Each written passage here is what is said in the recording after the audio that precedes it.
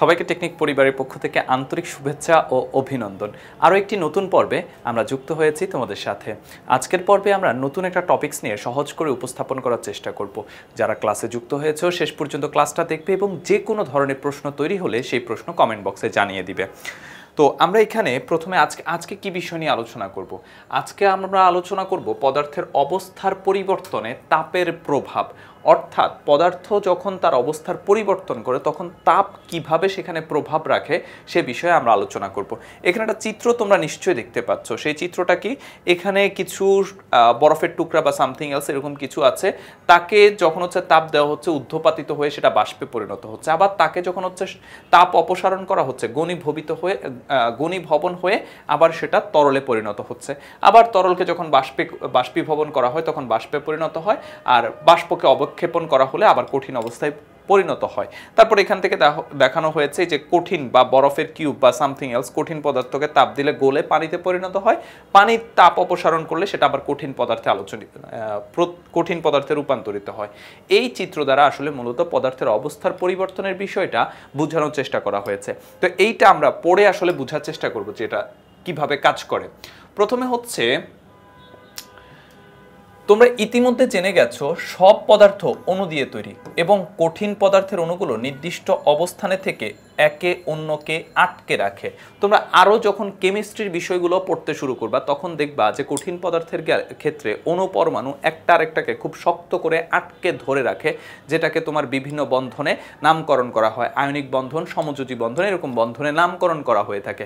বা এদের মধ্যে যে বন্ধনটা তাকে আন্তঃআণবিক বন্ধন বলা হয়ে থাকে। তো এই বন্ধনটা অনেক শক্ত হয় বলে পদার্থের অণুগুলা একটা আরেকটার সাথে খুব শক্তভাবে আটকে থাকে। তাপ দেওয়া হলে এগুলোর কম্পন বেড়ে যায় এবং আণবিক বন্ধন শিথিল হয়ে একে অন্যের উপর দিয়ে নড়তে শুরু করে এবং এটাকে আমরা বলি তরল। অর্থাৎ যখন তাপ দেয়া হয় তখন সাধারণত পদার্থের কণাগুলো, এদের মধ্যে একটা আন্তঃআণবিক আকর্ষণ বল আছে এবং একটা বন্ধন আছে যে বন্ধনটা শক্তিশালী। এই বন্ধনের ফলে এরা একজন আরেকজনের সাথে আটকে থাকে, কিন্তু এটা তার জায়গায় কিছুটা পরিমাণে কম্পনরত অবস্থায় থাকে। যখনই তাপ দেয়া হয় তখনই এই কম্পনের পরিমাণ অনেক বেশি পরিমাণে বেড়ে যায় এবং কি ঘটে, আণবিক বন্ধন শিথিল হয়ে একে অন্যের উপর দিয়ে নড়তে শুরু করে। অর্থাৎ তাদের মধ্যে যে বন্ধনটা যেটা শক্তিশালী থেকে কিছুটা দুর্বল হয়ে যায় এবং এই দুর্বল বন্ধন হয়ে একে অন্যের উপর দিয়ে কাঁপতে শুরু করে। তাপমাত্রা যদি আরও বেড়ে যায় তখন অণুগুলো মুক্ত হয়ে ছোটাছুটি শুরু করে, অর্থাৎ যেই বন্ধনটা আছে সেই বন্ধনটা তখন ছিন্ন হয়ে যায়, তখন এরা মুক্ত হয়ে ছোটাছুটি করতে শুরু করে, অর্থাৎ একটা অণু থেকে আরেকটা অণুর দূরত্ব বেড়ে যায়। তাকে আমরা বলি গ্যাস, অর্থাৎ সেই অবস্থাটাকে আমরা বলে থাকি গ্যাসীয় অবস্থা। তবে বিশেষ বিশেষ কঠিন পদার্থকে তাপ দিলে সেটি সরাসরি গ্যাসে রূপান্তরিত হতে পারে। অর্থাৎ কিছু কিছু তরলের ক্ষেত্রে তুমি যখন তাপ দিবা তখন কঠিন পদার্থকে তুমি যখন তাপ দিবা তখন সেটা কিসে পরিণত হবে, বন্ধন চিহ্ন হয়ে তরলে পরিণত হবে। তরলকে যখন তাপ দেওয়া হবে তখন সেটা বাষ্পে পরিণত হবে। কিন্তু কিছু কিছু পদার্থ আছে যেই পদার্থের ক্ষেত্রে কি ঘটবে, তুমি যখনই তাপ দিবা তখন সেটা তরলে পরিণত না হয়ে সরাসরি বাষ্পে রূপান্তরিত হবে। সেই পদার্থের ক্ষেত্রে বা সেই কঠিন পদার্থের কথা এখানে বলা হয়েছে যে এক ধরনের কঠিন পদার্থ আছে তাপ দিলে তরলে পরিণত হয়, আরেক ধরনের কঠিন পদার্থ আছে যেটা তাপ দিলে সরাসরি বাষ্পে পরিণত হয়।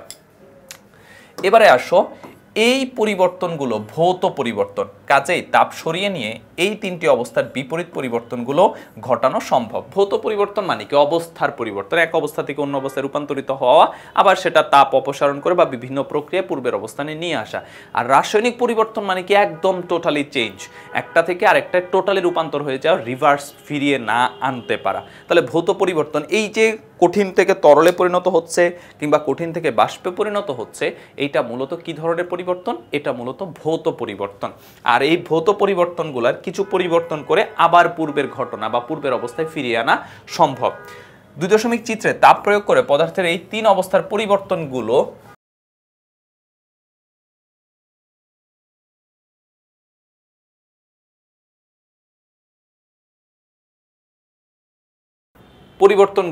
দেখানো হয়েছে। আমরা একটু আগে সেই পরিবর্তনগুলো নিয়ে কথা বলেছিলাম, তো সেখানে নিয়ে আলাদা করে আলোচনা না করি, আমরা চলো বইয়ের মধ্যে বাকি টপিকসটা নিয়ে আমরা কথা বলি। কঠিন থেকে তরল এবং তরল থেকে কঠিন, অর্থাৎ প্রথম স্টেপ, যে একটা কঠিন পদার্থ আছে তাপ দিয়ে তাকে আমি তরলে পরিণত করব, তরল পদার্থ আছে তাপ অপসারণ করে সেটাকে কঠিন পদার্থে নিয়ে আসব।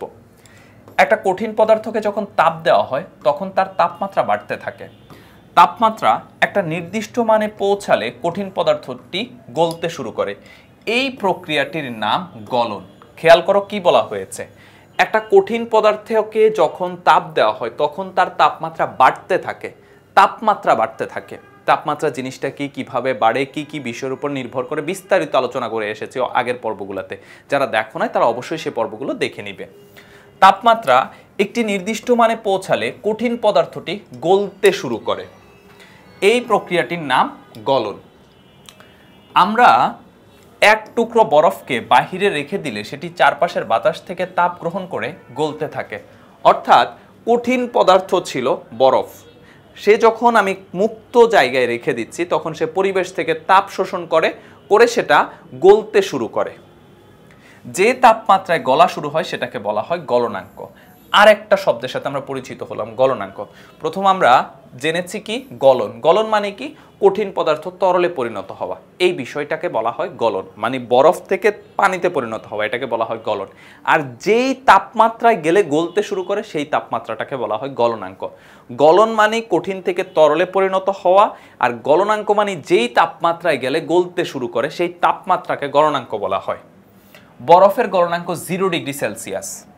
তাপ দিয়ে কঠিন থেকে তরলে যেরকম রূপান্তর করা যায় তার উল্টো প্রক্রিয়াটিও ঘটে। তাপ সরিয়ে নিলে একটা তরল কঠিনে পরিণত হতে পারে। তরল অবস্থা থেকে কঠিন অবস্থায় রূপান্তরিত হওয়াকে কঠিনীভবন বলে।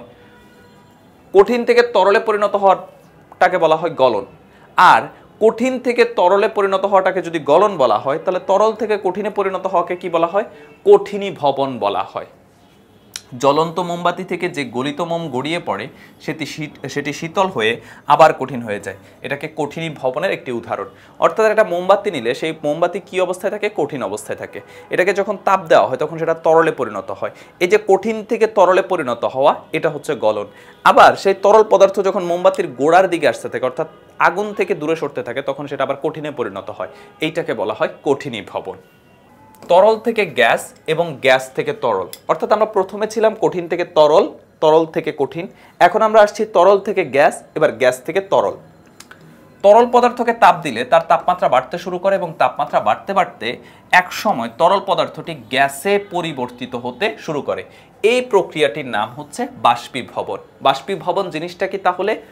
তরল পদার্থ বাষ্পে পরিণত হওয়ার প্রক্রিয়া। তরল পদার্থ বাষ্পে পরিণত হওয়ার প্রক্রিয়াটাকে আমরা বলি বাষ্পীভবন। এবং যে তাপমাত্রায় বাষ্পীভবন ঘটে সেটাকে বলা হয় স্ফুটনাঙ্ক। কঠিন থেকে তরলে পরিণত হওয়াকে বলা হয় গলন, যে তাপমাত্রায় গলতে শুরু করে তাকে বলা হয় গলনাঙ্ক। তরল থেকে বাষ্পে পরিণত হওয়ার ঘটনাটাকে বলা হয় বাষ্পীভবন, যে তাপমাত্রায় বাষ্পীভবন শুরু হয় তাকে বলা হয় স্ফুটনাঙ্ক। পানির স্ফুটনাঙ্ক 100 ডিগ্রি সেলসিয়াস। তাপ দিয়ে তরল থেকে গ্যাসে যেরকম রূপান্তর করা হয় তার উল্টো প্রক্রিয়াটিও ঘটে। তাপ সরিয়ে নিলে একটা গ্যাস তরলে পরিণত হতে পারে। এক গ্লাসে কয়েক টুকরো বরফ রেখে দিলে আমরা দেখতে পাই গ্লাসের গায়ে জলীয় বাষ্প শীতল হয়ে বিন্দু বিন্দু পানি হিসেবে জমা হয়েছে। বায়বীয় অবস্থা থেকে এইভাবে তরল অবস্থায় রূপান্তরিত হওয়াকে ঘনীভবন বলে। খেয়াল করো আরেকটা শব্দ, সেটা কি? ঘনীভবন। তাহলে বিষয়টা একটু বুঝি। এখানে যে শেষ লাইনটা বলা হয়েছে এটা অনেকের কাছে একটু কনফিউজিং মনে হতে পারে। শেষ লাইনটা হচ্ছে আমাদের বাতাসে প্রচুর পরিমাণে জলীয় বাষ্প আছে। জলীয় বাষ্প মানে কি? জলীয় বাষ্প মানে হচ্ছে পানিকে বাষ্পে রূপান্তরিত হওয়া বা পানির গ্যাসীয় অবস্থা, এই জিনিসটাকে বলা হয় জলীয় বাষ্প। বাতাসে প্রচুর পরিমাণে জলীয় বাষ্প আছে। বাতাসে প্রচুর পরিমাণে জলীয় বাষ্প আছে মানে কি? পানি বাষ্পীভূত অবস্থায় রয়েছে, এরকম অনেকটাই ক্ষেত্রে রয়েছে বা আমাদের চারপাশে প্রচুর পরিমাণে জলীয় বাষ্প রয়েছে। এখন আমি যদি এক টুকরো বরফকে বা একটা গ্লাসের মধ্যে কয়েক টুকরো বরফ রাখি, তখন আমরা দেখব গ্লাসের বাহিরের দিকে, ভেতরের কথা বাদ দাও, ভেতরেও ঘটে কিন্তু আমি ভেতরটা যাচ্ছি না তোমাদের বোঝার জন্য, বাহিরে কি হয়? বিন্দু বিন্দু পানির ফোঁটা জমতে শুরু করে। এই পানির ফোঁটাটা কোত্থেকে থাকে? গ্লাসের ভেতর থেকে বরফ গলে বাহিরে চলে আসে? ব্যাপারটা এরকম না। যখন আমি গ্লাসের ভেতরে বরফ রেখেছি তখন গ্লাসের ভেতরটা শীতল হয়ে যায়। শীতল হয়ে গেলে ওই গ্লাসের আশপাশের জায়গাটার তাপমাত্রাও অনেক কমে যায়।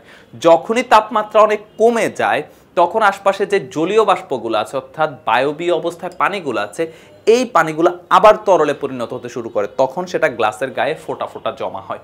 এই যে তাপ দিয়ে আমরা কি করি, পানিকে বাষ্পে পরিণত করি, আবার তাপ অপসারণ করার ফলে অর্থাৎ চারপাশের তাপমাত্রা কমিয়ে ফেলার পরে আমরা কি হচ্ছে, পানিটা বাষ্পীয় অবস্থা থেকে তরল অবস্থায় রূপান্তরিত হচ্ছে।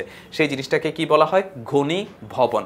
তার মানে তরল থেকে বাষ্পে রূপান্তরিত হওয়ার বা গ্যাসে রূপান্তরিত হওয়ার প্রক্রিয়াটাকে আমরা বলি বাষ্পীভবন, আর বাষ্প থেকে তরলে রূপান্তরিত হওয়ার যে প্রক্রিয়াটা সেটাকে বলা হয় ঘনীভবন।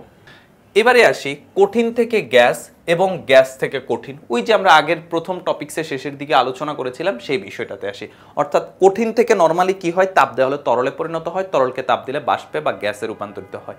এখানে মাঝখানে তরল জিনিসটাই স্কিপ হয়ে যাবে, কঠিন থেকে সরাসরি আমার কিসে পরিণত হবে, সরাসরি বাষ্পে পরিণত হবে। যেই প্রক্রিয়ায় কোনো কঠিন পদার্থকে তাপ প্রদান করা হলে সেগুলো তরলে পরিণত হয়ে সরাসরি বাষ্পে পরিণত হয় সেই প্রক্রিয়াকে ঊর্ধ্বপাতন বলে। অর্থাৎ যে প্রক্রিয়ায় তরল সরাসরি বাষ্পে কঠিন সরাসরি বাষ্পে পরিণত হবে সেটাকে বলা হবে ঊর্ধ্বপাতন। আর আমরা কাপড়ে পোকা না ধরার জন্য সেখানে ন্যাপথলিন ব্যবহার করতে দেখেছি। কঠিন ন্যাপথলিনকে তাপ দিলে সেটি তরল না হয়ে সরাসরি গ্যাসীয় পদার্থে পরিণত হয়। অর্থাৎ আমরা যে ওই কাপড়ের মধ্যে দেখবে যে সাদা সাদা ন্যাপথলিন ব্যবহার করা হয়, অনেকের ক্ষেত্রে সেটাকে কর্পূরও বলা হয়ে থাকে। এরকম এই পদার্থটাকে যখন তাপ দেওয়া হয় এটা কিন্তু তরলে পরিণত হয়, সরাসরি বাষ্পে পরিণত হয়। এই যে কঠিন পদার্থ সরাসরি বাষ্পে পরিণত হওয়াকে আমরা কি বলি, ঊর্ধ্বপাতন বলে থাকি। আচ্ছা, তারপরে ঊর্ধ্বপাতনের বিপরীত প্রক্রিয়াটির নাম হচ্ছে অবক্ষেপ। ঊর্ধ্বপাতনের বিপরীত প্রক্রিয়াটার নাম কি, অবক্ষেপ। যেখানে একটি পদার্থের বাষ্পকে শীতল করা হলে সেটি তরল না হয়ে সরাসরি কঠিন পদার্থে রূপান্তরিত হয়। অর্থাৎ স্পেসিফিক কিছু পদার্থের বাষ্পকে যদি শীতল করা হয় সেটা তরলে পরিণত না হয়ে কঠিন পদার্থে রূপান্তরিত হয়, এটাকে কি বলা হয়, অবক্ষেপ। আয়োডিন মেশানো খাদ্য লবণের মধ্যে আয়োডিন একটি ঊর্ধ্বপাতিত পদার্থ। কাজেই এই আয়োডিন মেশানো খাদ্য লবণের মিশ্রণকে তাপ দিলে আয়োডিন সহজে বাষ্পীভূত হয়, তখন ওই বাষ্পকে ঠান্ডা করে আয়োডিনের বাষ্পকে সরাসরি কঠিন আয়োডিনে পরিণত করা হয়। মানে বিষয়টা বুঝতে পারতেছো, খাবার লবণে যে আয়োডিন থাকে সেটাকে তাপ দিলে সরাসরি বাষ্পে পরিণত হয়, আবার সেই বাষ্পকে যদি শীতল করা হয় সরাসরি কঠিন আয়োডিনে পরিণত হয়। এখানে মাঝে কোনো তরল অবস্থার পরিণত হয় না, এইটাকে বলা হয় অবক্ষেপ। তাপ প্রদান অথবা অপসারণের মাধ্যমে কঠিন তরল গ্যাসীয় পদার্থের প্রসারণ বা সংকোচনের পরিমাণ আলাদা আলাদা হয়ে থাকে। তাহলে আমরা এখানে কয়েকটা শব্দের সাথে পরিচিত হয়েছি, সেই শব্দগুলো আমি আরেকবার একটু তোমাদেরকে বলে দিচ্ছি, তোমরা এগুলো কমেন্টে সুন্দর করে সংজ্ঞাগুলো লিখে দিবা। প্রথম হচ্ছে এই যে উল্টো দিক থেকে আমি আসতেছি, অবক্ষেপ। অবক্ষেপ মানে কি, বাষ্পকে তাপ দিয়ে সরাসরি কঠিন পদার্থে পরিণত করা। তারপরে কি আছে, ঊর্ধ্বপাতন। ঊর্ধ্বপাতন মানে কি, কঠিন পদার্থকে তাপ দিয়ে সরাসরি বাষ্পে পরিণত করা। তারপরে আছে ঘনীভবন। ঘনীভবন মানে কি, বাষ্পকে তোমার বায়বীয় অবস্থা থেকে তরল অবস্থায় রূপান্তরিত করা। বায়বীয় অবস্থা থেকে তরল অবস্থায় রূপান্তরিত করা, এটাকে বলা হয় ঘনীভবন। আর বাষ্পীভবন মানে কি, তরল অবস্থাকে বাষ্পে রূপান্তরিত করা। আমি যেগুলোর কথা বলতেছি যে ঘনীভবন, তারপরে বাষ্পীভবন এবং স্ফুটনাঙ্ক, যে তাপমাত্রায় কি হয় তোমার ফুটতে শুরু করে বা বাষ্পে পরিণত হতে শুরু করে। তারপরে হচ্ছে কঠিনীভবন। কঠিনীভবন মানে কি, তরল পদার্থ তোমার কঠিনে পরিণত হওয়ার বা কঠিন পদার্থে পরিণত হওয়ার প্রক্রিয়াটাকে আমরা বলি কঠিনীভবন। গলনাঙ্ক, যেই তাপমাত্রায় গলতে শুরু করে সেটাকে বলা হয় গলনাঙ্ক।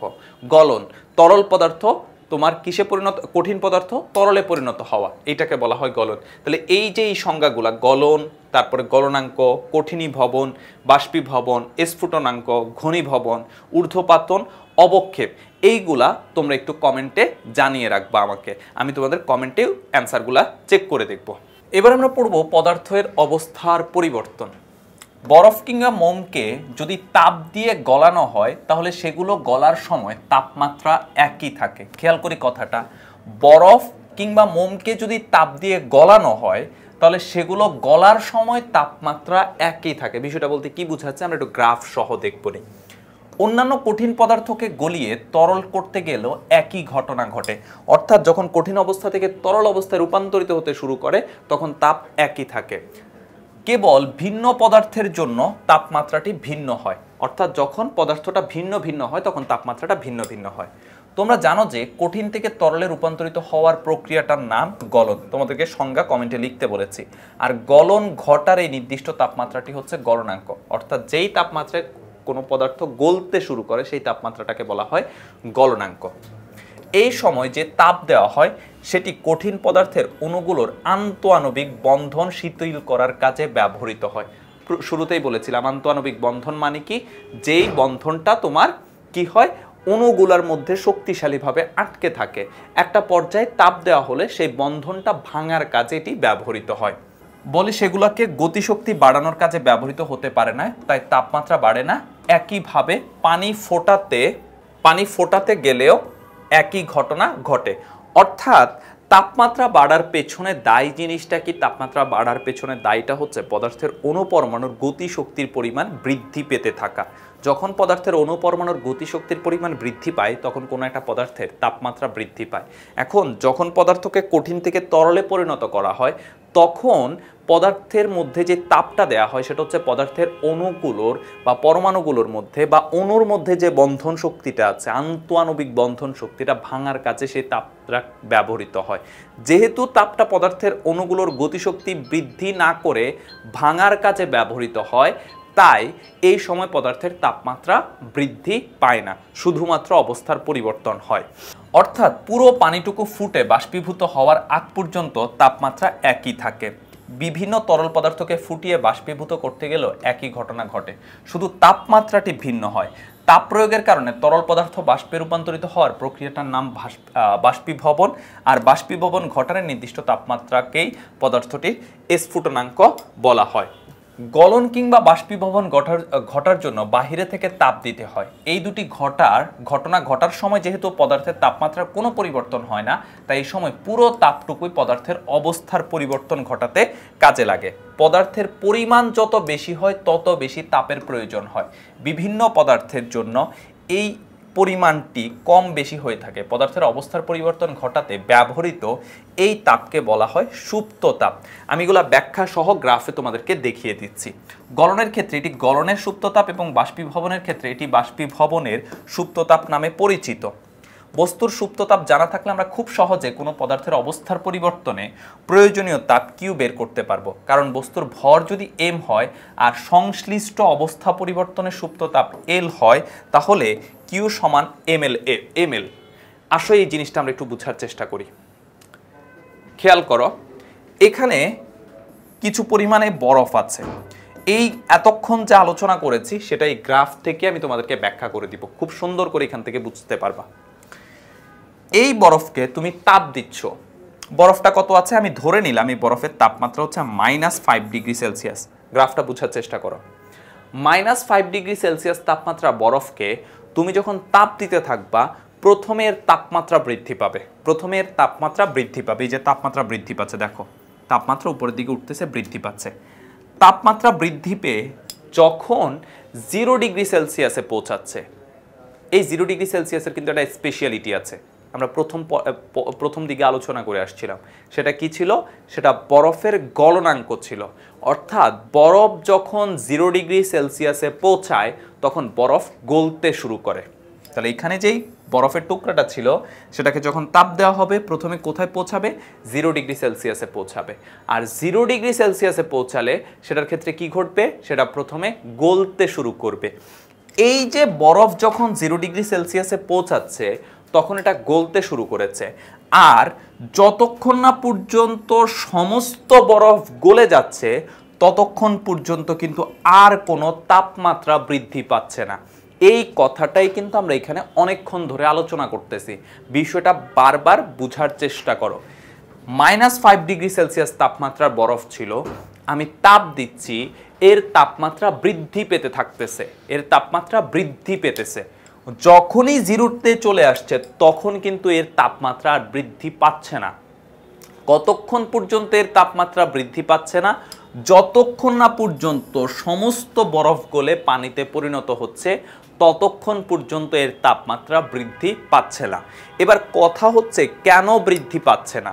বৃদ্ধি পাচ্ছে না এই জন্য তার আগে আমাদেরকে বুঝতে হবে যে কেন বৃদ্ধি পায় তাপমাত্রা বৃদ্ধি পায় পদার্থের অণু পরমাণুর গতিশক্তি বৃদ্ধির কারণে। এখন যখন পদার্থ গলতে শুরু করে অর্থাৎ গলনাঙ্কে পৌঁছায় তখন তুমি যে তাপটা দিবা সেই তাপটা পদার্থের অণুগুলোর মধ্যে যে বন্ধন শক্তি আছে আন্তঃআণবিক বন্ধন শক্তি, সেই বন্ধন শক্তি ভাঙার কাজে ব্যবহৃত হয়। সেটা তখন আর গতিশক্তি বৃদ্ধি করতে পারে না। দ্যাটস ওয়াই তখন শুধুমাত্র পদার্থের অবস্থার পরিণত হয়, অর্থাৎ বন্ধনটা ভেঙে কঠিন থেকে তরলে পরিণত হয়, তাপমাত্রা কিন্তু বৃদ্ধি পায় না। এই জন্য কোনো পদার্থ যখন গলনাঙ্কে পৌঁছাবে তখন সেই পদার্থের তাপমাত্রা আর বাড়বে না, শুধুমাত্র অবস্থার পরিবর্তন হবে। কতক্ষণ পর্যন্ত? যতক্ষণ না কঠিন পদার্থ গলে কিসে পরিণত হবে? তরলে পরিণত হবে। আর এই সময় যেই তাপটা দেয়া হয় বা এই সময় যে তাপটা প্রয়োজন হয় এইটাকে বলা হয় সুপ্ত তাপ।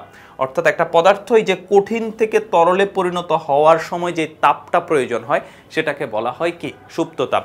কঠিন থেকে মানে গলনাঙ্কে পৌঁছানোর পর যেই তাপটা তাকে তরলে পরিণত করার কাজে ব্যবহৃত হয় সেটাকেই বলা হয় সুপ্ত তাপ। তারপর আবার যখন সমস্ত বরফ গলে পানিতে পরিণত হচ্ছে তখন তার তাপমাত্রা আবার বৃদ্ধি পেতে শুরু করে। কতক্ষণ পর্যন্ত? যতক্ষণ না পর্যন্ত সমস্ত পানির তাপমাত্রা বাষ্পায়নে পৌঁছাচ্ছে বা স্ফুটনাঙ্কে পৌঁছাচ্ছে।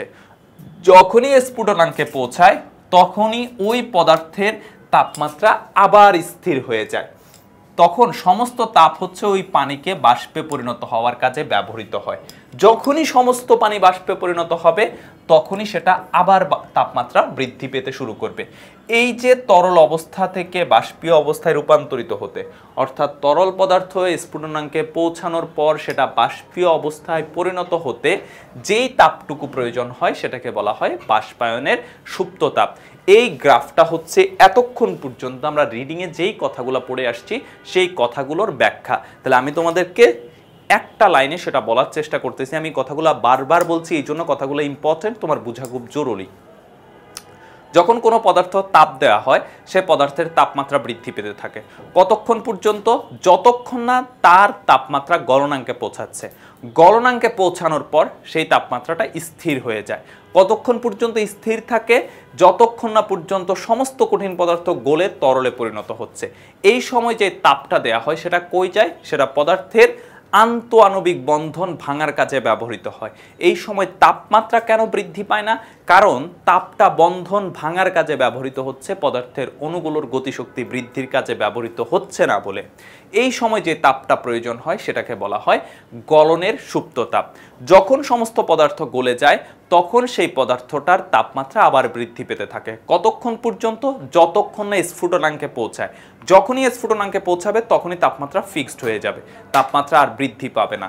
তখন কি হবে? যে সমস্ত তাপ পদার্থের অণুগুলোর বন্ধন শক্তি আরও শিথিল করার কাজে ব্যবহৃত হবে এবং কোনো রকম তাপমাত্রা বৃদ্ধি পাবে না। কতক্ষণ পর্যন্ত এটা চলতে থাকবে? যতক্ষণ না সমস্ত পদার্থ বাষ্পে পরিণত হয়েছে। আর এই বাষ্পে পরিণত হওয়ার সময় যেই তাপটা প্রয়োজন হয় সেটাকে আমরা বলি বাষ্পায়নের সুপ্ত তাপ। তো আশা করি এই কথাগুলো বুঝতে পেরেছো। যদি না বুঝো তাহলে আরেকবার হচ্ছে টেনে টেনে তুমি কথাগুলা দেখে নিবা। এখানে একটা ম্যাথমেটিক্যাল প্রবলেম আছে, সেই প্রবলেমটা আমরা একটু বুঝার চেষ্টা করি। ওকে, এবার চল আমরা উদাহরণের একটা ম্যাথমেটিক্যাল প্রবলেম দেওয়া আছে, সেই প্রবলেমটা আমরা সলভ করার চেষ্টা করি। এখানে আমাদের কি বলা আছে আমরা আগে সেটা বুঝার চেষ্টা করি। এখানে বলা হলো বরফ গলনের সুপ্ত তাপ হচ্ছে 33,600 জুল পার কেজি। এই কথাটার মানে কি এটা আমি আরেকবার একটু ব্যাখ্যা করতেছি, এটা একটু আগেও তোমাদেরকে আমি বলে দিয়েছি। সেটা কি ছিল? 1 কেজি পানি, ধরো -5 ডিগ্রি সেলসিয়াস, এই 1 কেজি পানি যখন 0 ডিগ্রি সেলসিয়াস তাপমাত্রার বরফে পরিণত হবে, সরি -5 ডিগ্রি সেলসিয়াস তাপমাত্রার 1 কেজি বরফ, এটি যখন 0 ডিগ্রি সেলসিয়াসে পৌঁছাবে, সেই 0 ডিগ্রি সেলসিয়াস তাপমাত্রার বরফ 0 ডিগ্রি সেলসিয়াস তাপমাত্রার পানিতে পরিণত হতে 33,600 জুল তাপের প্রয়োজন হবে। আবার বলছি, 1 কেজি বরফ 0 ডিগ্রি সেলসিয়াস তাপমাত্রার, সেটি 0 ডিগ্রি সেলসিয়াস তাপমাত্রার পানিতে পরিণত হতে 33,600 জুল তাপের প্রয়োজন হবে। এটাই হচ্ছে বরফ গলনের সুপ্ত তাপ। যদিও অ্যাকচুয়ালি এই ভ্যালুটা হয় 3,36,000, কিন্তু এখানে ভুল দেওয়া আছে, সেই ভুলের উপরে আমরা ম্যাথটা সমাধান করব। তারপর বলা আছে গলনাঙ্ক তাপমাত্রায় থাকা। গলনাঙ্ক তাপমাত্রায় থাকা মানে হচ্ছে বরফ যেই তাপমাত্রায় গলতে শুরু করে, বরফ কত তাপমাত্রায় গলতে শুরু করে? 0 ডিগ্রি সেলসিয়াস তাপমাত্রায় গলতে শুরু করে। তাহলে এই যে গলনাঙ্ক তাপমাত্রায় থাকা, এটার মানে হচ্ছে বরফের তাপমাত্রা 0 ডিগ্রি সেলসিয়াস। কি বলা হয়েছে? 3 কেজি বরফ গলিয়ে 300 কেলভিন তাপমাত্রার পানি পেতে কি পরিমাণ তাপের প্রয়োজন হবে? তার মানে 0 ডিগ্রি সেলসিয়াস তাপমাত্রার 3 কেজি বরফ গলিয়ে 300 কেলভিন তাপমাত্রার পানিতে পরিণত করতে কি পরিমাণ তাপের প্রয়োজন হবে সেটা আমাদেরকে ক্যালকুলেশন করতে বলা হয়েছে। তো তার জন্য আমরা আগে একটু বুঝে নিই যে এখানে সরাসরি আমরা এগুলাকে ক্যালভিনে হিসাব করব। অর্থাৎ এখানে বরফের তাপমাত্রা হচ্ছে ক্যালভিন, 273 ক্যালভিন হবে, পানিতে পরিণত হবে সেটা 273 ক্যালভিন। এই অবস্থা, তাহলে এটাকে আমরা যদি লিখতে চাই এরকম যে আমাদের কাছে ছিল 273 ক্যালভিন তাপমাত্রার 3 কেজি বরফ, 3 কেজি বরফ, 273 ক্যালভিন তাপমাত্রার 3 কেজি বরফ। প্রথমে যখন আমি তাপ দিব, এটা 273 ক্যালভিন তাপমাত্রার 3 কেজি পানিতে পরিণত হবে। তারপর এই 273 ক্যালভিন তাপমাত্রার যে 3 কেজি পানি, এটাকে 300 ক্যালভিনে নিয়ে যাব। এর জন্য আমার টোটাল কতটুকু তাপের প্রয়োজন হবে সেটা আমাদেরকে বের করতে হবে। তাহলে প্রসিডিউরটা কি? প্রথমে 273 ক্যালভিন তাপমাত্রার বরফকে 273 ক্যালভিন তাপমাত্রার পানিতে পরিণত হবে, এর জন্য তাপের পরিমাণ হিসাব করব। আর 273 ক্যালভিন তাপমাত্রার পানিকে 300 কেলভিন তাপমাত্রার পানিতে পরিণত করব, এর জন্য আমরা তাপের পরিমাণ হিসাব করব। তো প্রথমে আমরা দেখব যে 273 কেলভিন তাপমাত্রার 3 কেজি বরফ 273 কেলভিন তাপমাত্রার 3 কেজি পানিতে পরিণত হতে কতটুকু তাপের প্রয়োজন হয়। এই ক্ষেত্রে সূত্রটা কি হবে? অবস্থার পরিবর্তন। অবস্থার পরিবর্তনের সূত্র হচ্ছে Q সমান ml। আমরা বইয়ে একটু আগে দেখে এসেছিলাম এই যে অবস্থার পরিবর্তনের সূত্র কি? Q সমান ml। তো m হচ্ছে কি? কতটুকু বরফ আছে? বরফ আছে 3 কেজি। এল কি? এল হচ্ছে সুপ্ততাপ। সুপ্ততাপ আমাদের কাছে কত বলা আছে? সুপ্ততাপ আমাদের কাছে বলা আছে 33,600। তাহলে আমরা এখান থেকে ক্যালকুলেশন করলে আমরা রেজাল্টটা পেয়ে যাব। এটাকে আমরা Q1 ধরে নিই, রেজাল্টটা পাবো হচ্ছে, এইটা হচ্ছে ক্যালকুলেটিভ ভ্যালু। তাহলে এইটা কি ছিল? এটা হচ্ছে বরফ পানিতে পরিণত হতে গৃহীত তাপ। এরপর কি হবে? বরফ যখন পানিতে পরিণত হবে তখন তার তাপমাত্রা কত বলেছি? 273 কেলভিন। এবার 273 কেলভিন থেকে 300 কেলভিনে পরিণত হতে তাপের প্রয়োজন, সেটাকে আমরা Q2 বলতেছি। এখন কিন্তু আর অবস্থার পরিবর্তন হচ্ছে না। এই যে 273 কেলভিন পানি 300 কেলভিন তাপমাত্রায় পানিতে পরিণত হচ্ছে, অর্থাৎ পানি পানিতেই আছে। তাহলে সূত্র হবে Q সমান ms T2 মাইনাস হচ্ছে T1। m হচ্ছে ভর, কত কেজি? 3 কেজি। s হচ্ছে আপেক্ষিক তাপ, আপেক্ষিক তাপ কত? 4200। আর T2 মাইনাস T1 মানে কত? এই যে 300 মাইনাস হচ্ছে 273। তাহলে এখান থেকে আমরা ক্যালকুলেশন করলে কত পাবো? 3,40,200।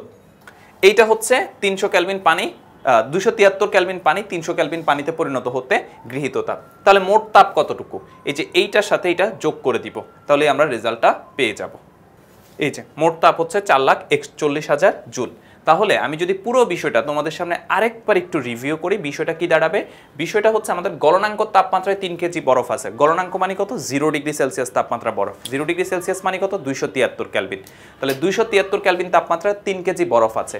এটাকে কি করতে হবে? 300 কেলভিন তাপমাত্রার পানিতে পরিণত করতে হবে। তো আমাদের ক্যালকুলেশনের সিস্টেমটা কি? প্রথমে আমরা বরফ গলতে কতটুকু তাপের প্রয়োজন হয় সেটা হিসাব করব। কিভাবে? Q সমান ml।